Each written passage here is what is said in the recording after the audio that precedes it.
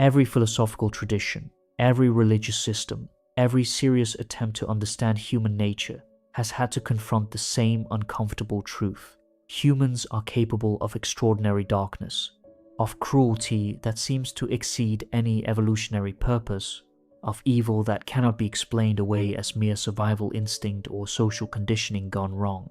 This darkness is not aberration found only in monsters or psychopaths, but is fundamental aspect of human nature, exists in everyone who has ever lived, manifests in ways both catastrophic and subtle, from genocides that kill millions to small daily cruelties that poison relationships and destroy individuals slowly over years. The philosophy of human darkness is not about condemning humanity or wallowing in pessimism, but is about honest examination of what we are capable of, about facing rather than denying the shadow that Jung identified, about understanding why darkness exists and what it reveals about consciousness, about morality, about the price of civilization. Every attempt to create utopia has failed partly because it denied this darkness, assumed that proper social arrangements or correct ideology or evolved consciousness could eliminate the capacity for evil, never recognizing that the darkness is built into the structure of being human, cannot be eliminated without eliminating humanity itself.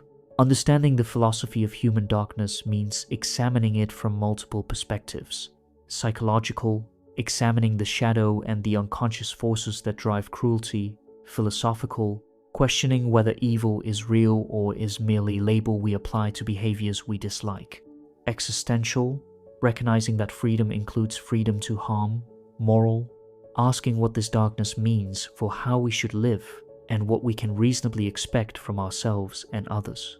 This is not comfortable inquiry, but is necessary one if we are to see ourselves clearly. The first question any philosophy of human darkness must address is whether this darkness is intrinsic or learned, whether we are born with capacity for evil, or whether civilization and trauma and social conditioning create it where it did not exist naturally. This is ancient debate, appears in theology as question of original sin versus innate goodness, appears in philosophy as nature versus nurture, appears in psychology as question of whether aggression and cruelty are instinctual or are learned responses to environment. Jung's answer was clear. The shadow, the dark side of human nature, is not learned, but is inevitable consequence of having consciousness, of being creature that must choose which aspects of experience to include in awareness and which to exclude, of developing ego that identifies with certain qualities and rejects others as incompatible with self-concept. The darkness is what gets excluded, what consciousness judges as unacceptable, what the ego cannot acknowledge without threatening its carefully constructed identity. Every quality you deny in yourself, every impulse you suppress, every aspect you judge as wrong or shameful or dangerous, this accumulates in the shadow, becomes the darkness that operates beneath awareness. But Jung recognized that the shadow is not only negative, not purely evil or destructive, but contains everything excluded, regardless of moral value. The person who identifies as weak has shadow containing strength. The person who performs constant niceness has shadow containing authentic anger and capacity to say no. The darkness is dark not because it is evil, but because it is in darkness. It is unconscious, is operating without awareness or integration or conscious choice about how it manifests. Nietzsche took a different view, argued that what we call evil is often simply strength and vitality that slave morality has condemned, that the darkness we fear is often the life force itself that civilization requires us to suppress, that we have made virtues of weakness and called evil the very qualities that make life worth living: the will to power, the capacity for cruelty, the ability to take what you want without guilt or hesitation. Nietzsche saw these not as darkness to be overcome, but as natural human capacities that Christianity had poisoned by teaching us to judge them as sins. The existentialists located darkness in freedom itself, in the recognition that humans are radically free to choose, that nothing determines our actions except our own choices, that this freedom includes freedom to harm, to destroy. to choose evil not from compulsion or from being controlled by darkness, but from genuine choice, from the terrifying recognition that we can do anything and that no cosmic authority prevents us except the constraints we accept or the consequences we fear. The philosophy of human darkness must also confront how ordinary people commit extraordinary evil, how the genocide is not perpetrated by monsters but by bureaucrats, how torture is carried out not by sadists but by soldiers following orders, how cruelty becomes normalized to the point where it seems not like darkness but like duty or necessity or even virtue. Hannah Arendt's concept of the banality of evil captured this phenomenon perfectly. Evil is not dramatic or exceptional, but is terrifyingly ordinary, is committed by people who see themselves as simply doing their jobs, following rules, serving their country, protecting their interests. Adolf Eichmann, the Nazi bureaucrat responsible for organizing the logistics of the Holocaust, was not monster-driven by pathological hatred, but was mediocre man concerned with career advancement, with being efficient and competent at his assigned tasks, with following the law and serving his superiors. He did not experience himself as perpetrating evil, but as solving logistical problems, as doing his duty, as being good functionary in system that defined good as obedience and efficiency. This is the darkness that should terrify us most, not the exceptional cruelty of psychopaths, but the ordinary compliance of normal people who commit atrocities while experiencing themselves as simply doing what is required. This banality reveals that human darkness does not require special malice or pathology, but requires only ordinary human capacities taken to their logical conclusions.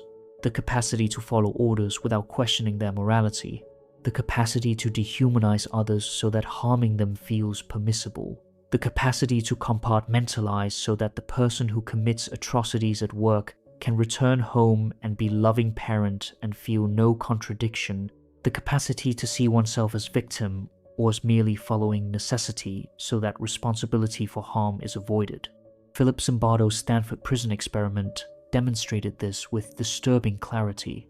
Ordinary college students, randomly assigned to play guards in simulated prison, began acting with genuine cruelty within days, subjecting prisoners to psychological torture, abuse, humiliation. These were not bad people or sadists, but were normal individuals placed in situations that gave them power, that normalized cruelty, that created roles where abuse became expected and acceptable. The darkness emerged not from their individual pathology but from the situation, from the social dynamics, from the permission structure that made cruelty seem appropriate to the role they were playing. This reveals uncomfortable truth.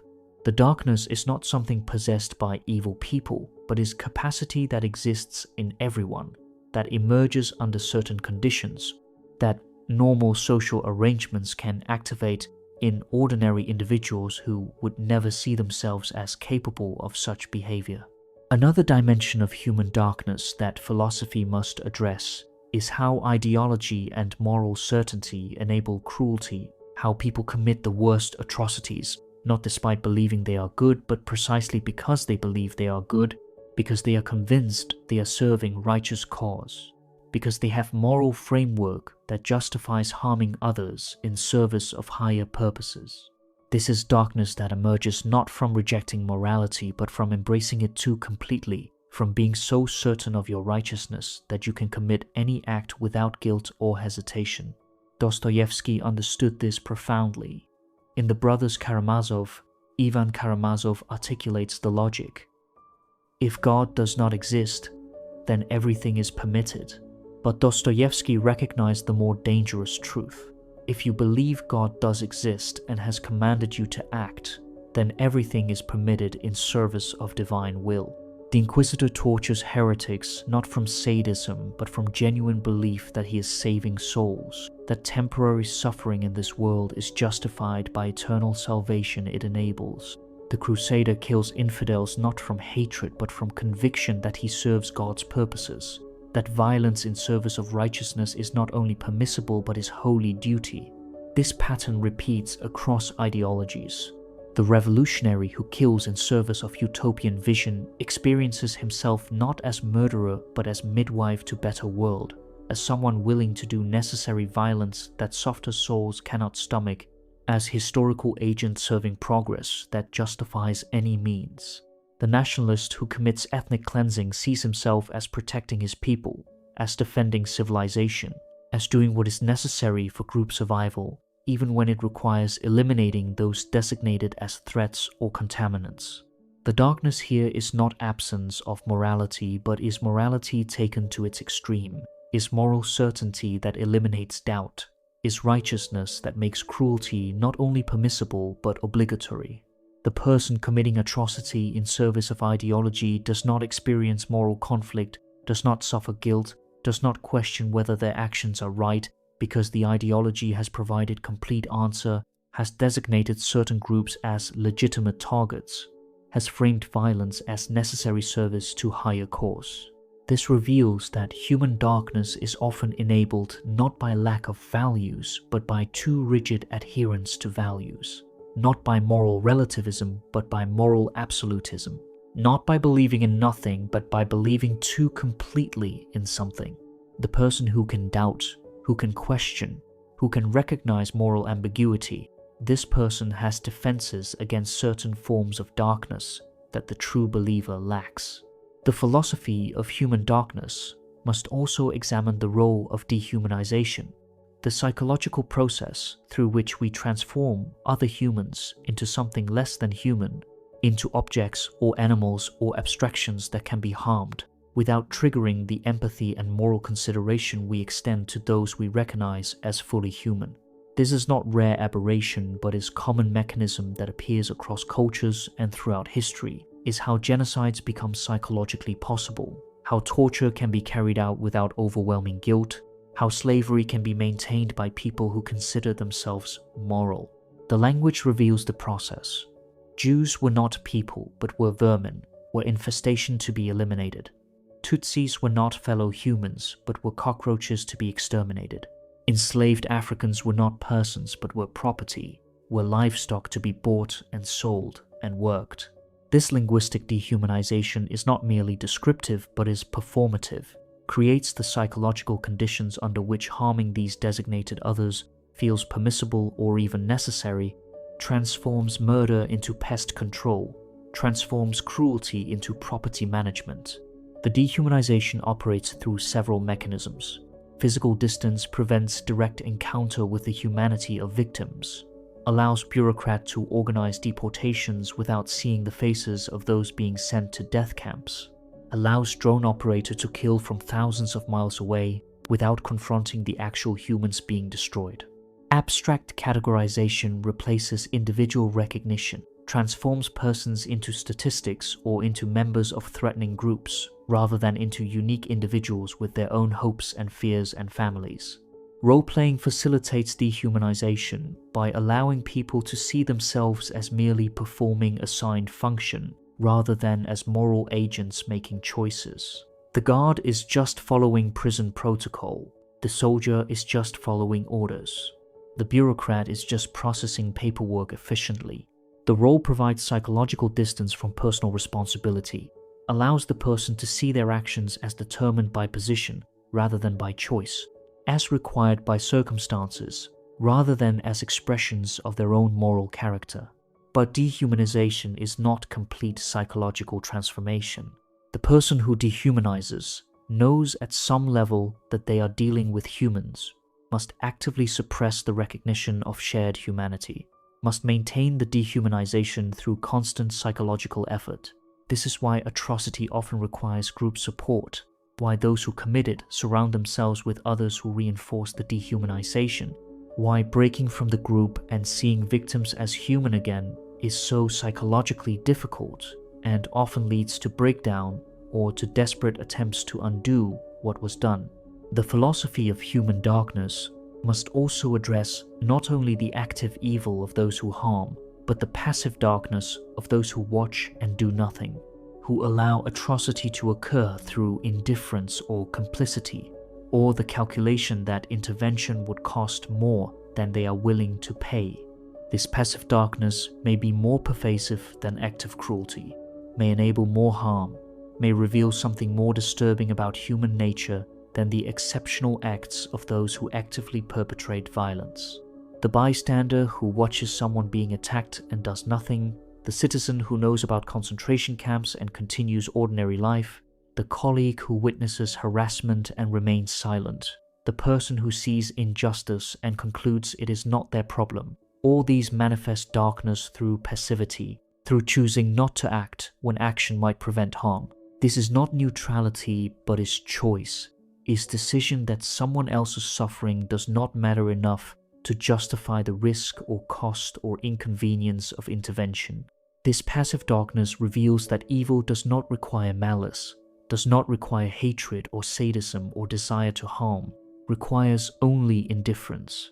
Only the calculation that others' suffering is acceptable cost of maintaining one's own comfort or safety or position. Edmund Burke's observation that the only thing necessary for evil to triumph is for good men to do nothing captures this truth.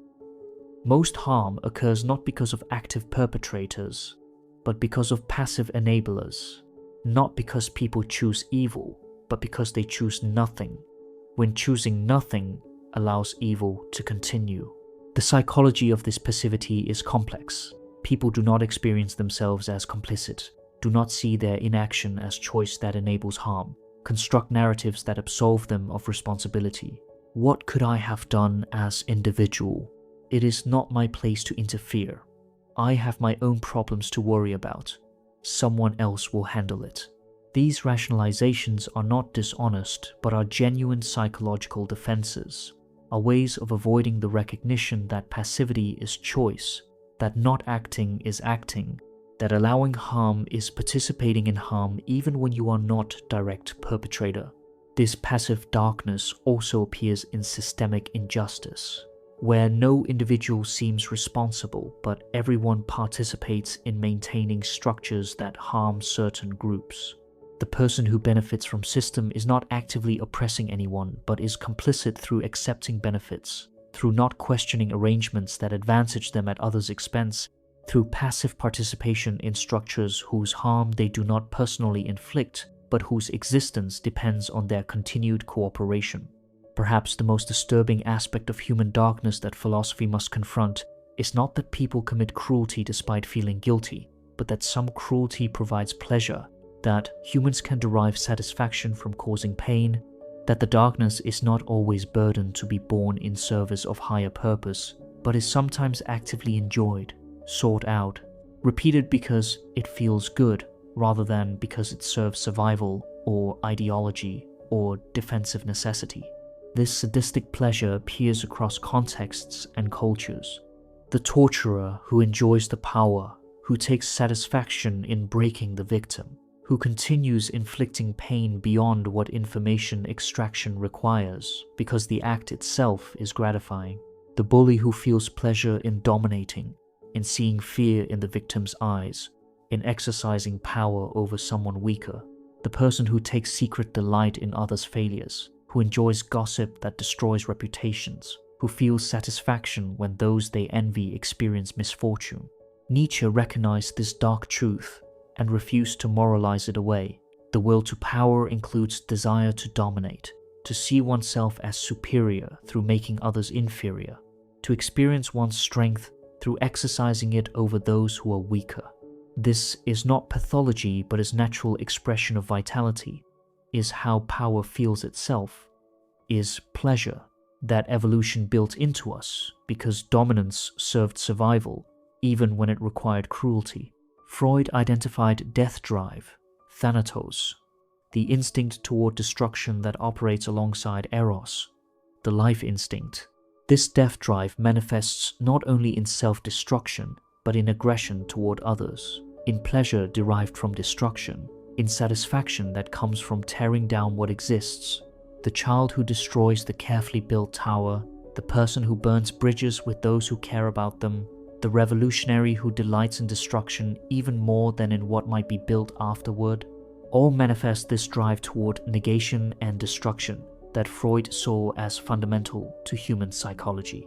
This pleasure in cruelty is not aberration found only in clinical sadists, but exists on spectrum, manifests in subtle forms, in ordinary people who would never identify as cruel, but who feel small satisfactions when rivals fail, who enjoy exercising power in petty ways, who take pleasure in putting others in their place, or in winning arguments, or in being right when others are wrong. The darkness here is not absence of pleasure, but is pleasure derived from sources we prefer not to acknowledge, is satisfaction that comes from domination and cruelty and destruction, rather than only from creation and connection and love. The philosophy of human darkness ultimately forces confrontation with question of what to do with this knowledge, how to live once you recognize that the capacity for evil exists in everyone, including yourself, that ordinary social arrangements can activate this darkness in ordinary people, that moral certainty often enables rather than prevents cruelty, that passivity allows as much harm as active perpetration, that some darkness provides pleasure rather than burden. This knowledge cannot be unknown once gained, cannot be comfortably ignored, demands response, even when no response seems adequate. Jung's answer was integration rather than elimination, was bringing the shadow into consciousness rather than trying to destroy it, was owning your capacity for darkness rather than projecting it onto others who become enemies carrying what you deny in yourself. This integration does not make you cruel, but makes you less likely to be unconsciously cruel, less likely to commit harm while believing you are purely good, less likely to be possessed by complexes that drive behavior you later cannot explain or own. The existentialists emphasized responsibility, the recognition that you are free and that this freedom includes capacity to choose evil, that you cannot escape this responsibility through appeals to circumstance or ideology, or by claiming you had no choice. Taking responsibility means acknowledging that you could have chosen differently, that passivity was choice, that compliance was decision, that the harm you enabled or committed was your action, even when social pressure made different choice difficult. The practical wisdom that emerges from philosophy of human darkness is not optimism about human nature, but is realistic assessment that includes both capacity for extraordinary good and for extraordinary evil, that recognizes we are capable of both depending on circumstances and choices and the psychological and social structures we create. This realism prevents naive utopianism that assumes darkness can be eliminated through correct social arrangements, but also prevents cynical resignation that assumes humans are purely evil and that cruelty is inevitable. What this philosophy demands is vigilance, is attention to the conditions that activate darkness, is recognition of warning signs when dehumanization begins, or when moral certainty eliminates doubt, or when passivity enables harm. It demands questioning your own certainties, withdrawing projections, recognizing your capacity for what you condemn in others, maintaining awareness that the person committing atrocity usually experiences themselves as good, as serving higher purpose, as doing what necessity requires. Conclusion: the philosophy of human darkness reveals uncomfortable truths that most people spend their lives avoiding, that the capacity for evil exists in everyone, that ordinary people commit extraordinary cruelty under certain conditions, that moral certainty often enables rather than prevents harm, that passivity allows as much damage as active perpetration, that some darkness provides pleasure rather than burden. These truths cannot be eliminated through optimistic denial or through assuming that evil is something only monsters possess, something that exists in others but not in ourselves. Jung's psychological perspective shows that darkness is inevitable consequence of having consciousness, of developing ego that must exclude aspects of experience to maintain coherent identity, of splitting the psyche into acceptable and unacceptable, where the unacceptable accumulates in shadow that operates without awareness or integration. Nietzsche's philosophical view reveals that much of what we call evil is natural human capacity, that slave morality has condemned, that civilization requires suppressing vitality and strength that would otherwise express themselves in ways we have learned to judge as dark.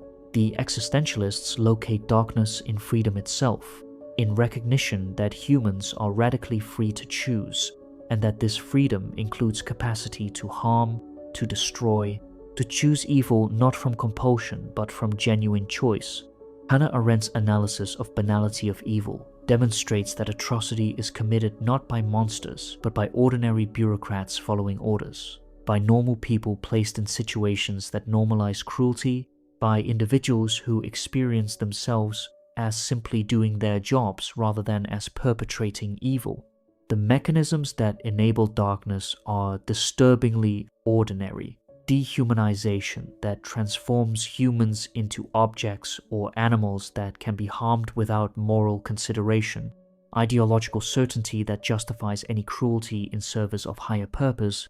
Passive compliance that allows harm through indifference. Pleasure derived from domination and destruction that evolution built into us because it served survival. These are not aberrations found only in exceptional cases, but are capacities that exist in everyone, that emerge under predictable conditions, that normal social arrangements can activate in ordinary people.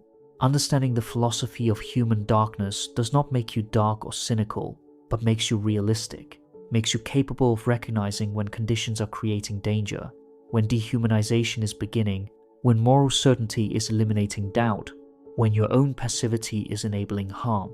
This understanding is essential for preventing the darkness from operating unconsciously, for recognizing it in yourself before it manifests in ways you cannot control, for creating social structures that make cruelty less likely rather than more likely. The question the philosophy poses is not whether darkness exists in you, it does, but whether you will face this truth or continue denying it, whether you will integrate your shadow or continue projecting it onto others who become enemies, whether you will take responsibility for your capacity for harm, or continue believing you are exempt from the darkness you condemn in others. The choice determines not whether you possess darkness, but whether it operates consciously where you can relate to it, or unconsciously where it controls you without your awareness. The philosophy of human darkness is not comfortable but is necessary, is honest examination of what we are capable of, is facing rather than denying the shadow that exists in every human who has ever lived. This facing does not make you evil, but makes you less likely to unconsciously enact evil, less likely to be possessed by darkness you refuse to acknowledge, more capable of creating conditions that support our better capacities rather than activating our worst.